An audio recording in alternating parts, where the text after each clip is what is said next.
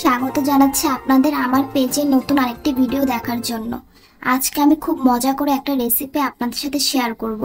এই যে ছোট ছোট চিংড়ি মাছগুলো দিয়ে আজকে একটা মজাদার রেসিপি আপনাদের করে দেখাবো। আশা করছি আজকের রেসিপিটা আপনাদের ভালো লাগবে। তো চলুন শুরু করি। এখানে আমি বেগুনগুলোকে একটু গোল গোল করে কেটে নিয়েছি, দেখতেই পাচ্ছেন। বেগুনগুলোকে শুধু লবণ আর হলুদ দিয়ে মেখে ভেজে নিয়েছি। এখন বেশ কিছু পরিমাণ পেঁয়াজ কুচি আমি একটু ভেজে নিয়েছি, দিয়ে দিয়েছি ছোট ছোট চিংড়ি মাছগুলো, সাথে দিয়ে দিয়েছি হলুদ মরিচ গুঁড়ো, লবণ, ধনিয়া গুঁড়ো, জিরে গুঁড়ো আর আদা রসুন পেস্ট। মশলাগুলো দিয়ে অল্প একটু পানি দিয়ে ভালোভাবে কষিয়ে নিচ্ছি। একটু ভালোভাবে কষিয়ে নেওয়ার চেষ্টা করবেন। কষানো হয়ে গেলে ভেজে রাখা বেগুনগুলো দিয়ে দিচ্ছি। ভালোভাবে নেড়ে চেড়ে ঢাকনা দিয়ে ঢেকে দিব। 10 থেকে 15 মিনিট পর ঢাকনা খুলে কাঁচামরিচ দিয়ে দিচ্ছি।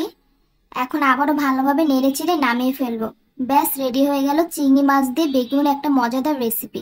আশা করছি আজকের ভিডিওটি আপনাদের ভালো লেগেছে। ভালো লাগলে অবশ্যই আমার পেজের পাশে থাকবেন ফলো করে।